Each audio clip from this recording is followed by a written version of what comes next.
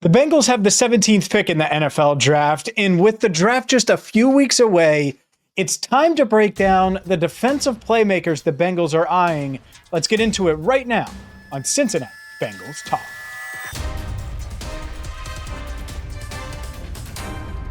Hi again, everyone, and welcome into Cincinnati Bengals Talk. I'm James Rapien of BengalsTalk.com with a new backdrop, at least temporarily. If you're listening on audio, make sure that you subscribe on YouTube. If you're watching on YouTube and checking out the backdrop with Magnificent Seven and Top Gun, well, make sure that you also check us out on audio wherever you get your podcast. That's Apple, Spotify, Amazon, and catch our show Enter the Jungle every single Tuesday at 8 Eastern right here on Cincinnati Bengals Talk.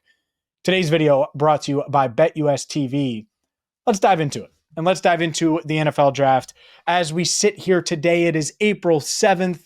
You do the math there. 17 days away from the 2025 NFL draft. Plenty of, discussion about pick number 17 coming your way on this channel. And let's dive into defense. I know a lot of you want to talk about the defense. I know a lot of you want the Bengals to address the defense. I think odds are the Bengals will address the defense with the 17th overall pick. That is where I think they're leaning today. That doesn't mean they aren't going to go trenches.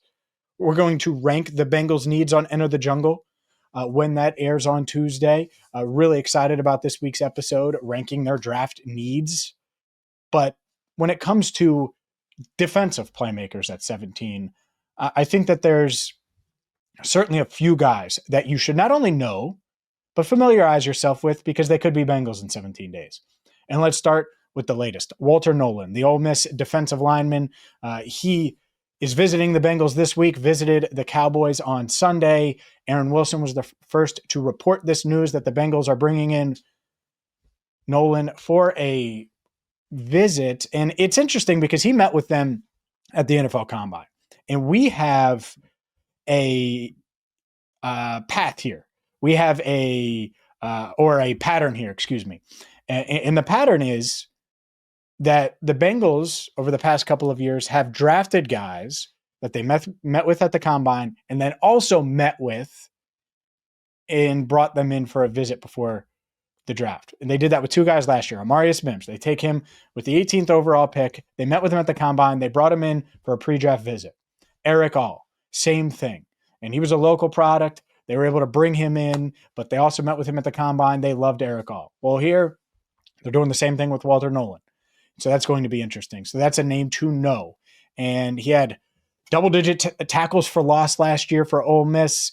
Is someone that has bounced around a little bit, played for two different colleges, bounced around in high school, and I think people are going to bring that up. Honestly, I think that from a character standpoint, there are questions about the Mike Greens, about the James Pierces, and I think Walter Nolan, the reason they're bringing him in for a visit, might partially be to get to know him better and to go that route, to see if they mesh from a personality standpoint. And so we'll see there. Another guy that I want to talk about, well, he's on the back end, and he's certainly a name to know. Two safeties. I have a corner, really two corners that I'm going to mention as well, because look, there are playmakers in this draft on defense. And there's also a playmaker that isn't a corner, isn't a safety, isn't a defensive lineman that could make a huge, huge impact for the Cincinnati Bengals. We'll talk about him and much, much more coming up next. Today's video is brought to you by BetUS TV. You're watching us right now. And if you're wanting to watch and get the latest sports insights, whether it's on the NCAA, whether it's on the NBA, whether it's on Major League Baseball, BetUS TV is going to have you covered. And yes, they're going to give you the analysis. They're going to look at different odds and share different trends with you so you can be an informed sports fan. That's what BetUS TV is going to do for you. We at this channel try to keep all Bengals fans informed. If you're looking for a broader landscape, well, BetUS TV has you covered. Again, that's BetUS TV and BetUSTV.com. All right, let's get into Jahad Campbell. Love Jahad Campbell. Love everything about him. And the big question is his shoulder. The Alabama linebacker, you look at his production, you look at everything that comes with him. He's going to be a top prospect on the Bengals board. I have no doubt in my mind. elite athlete. I'm looking here, 21 years old, checks that box, which is a big box, I would say, for a lot of these guys. Walter Nolan as well checks that box at 21. And right now, his consensus is the 19th overall pick, Jahad Campbell. Meanwhile, Walter Nolan is the 21st overall pick, according to all the different mock drafts. So theoretically, both guys could be there, and they may get their pick. Might not. But Jahad Campbell is someone, if the Bengals are looking to upgrade their linebacker unit, and I think they are, if they're looking for someone that can make plays and be a difference maker and get pressure on opposing quarterbacks as a blitzer and just be a playmaker on defense, and I think that's what they need. Like, I'm really not, I don't have the tunnel vision. And by the way, I'm totally fine with defense. I think there are a lot of people that, James, you just want skill players. No, I talk about playmakers a lot. Well, there could be playmakers on defense. And that's what the Bengals are missing. They need playmakers on defense, guys that are going to go out there and make big plays. And they don't have enough of those guys. And so if that guy is there at 17, well, you take him. And one of those guys is certainly Jahad Campbell. I think he's going to be in the mix there. He's not alone. Derek Harmon, I think, is someone that the Bengals could consider with the 17th overall pick. And when you go past that, so it's like Harmon, Nolan, Campbell. I'm really not sure on edge at 17. We'll see. I'm not sure they're going James Pierce Jr. I know a lot of people are talking about Mike Green. I'm not sure that's going to be the case, especially when you look at some of these other guys that they could be in on. And I think Nicky Manwari, I'm in on him. I will shout it from the rooftop, the mountaintop, whatever you want to say. I think Nicky Manwari, elite athlete, someone that is projected to be there at 17 overall, might not make it, 21 years old, can give you a little bit of everything. Like if you're looking for help in the middle of your defense, well, he can play there. He has the football intelligence, I believe, to play on the back end, but he's got great size, 6'3", 220.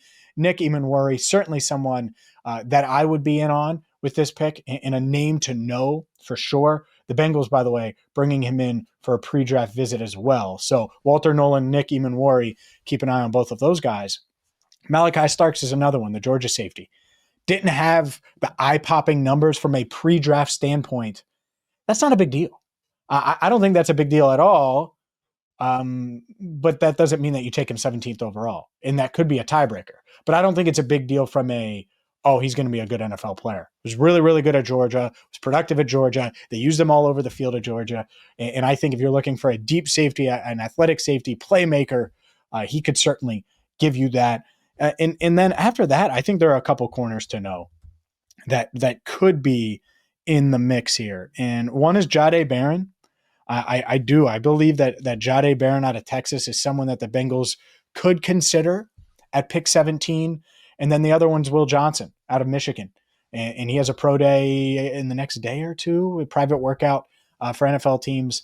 And so those are the other two, I think, names to know. Not that they'll necessarily go in that direction, but other defensive playmakers that they certainly could be eyeing. Also, it doesn't mean they're not going to take an edge rusher, but I just kind of look at this first round and where they could be.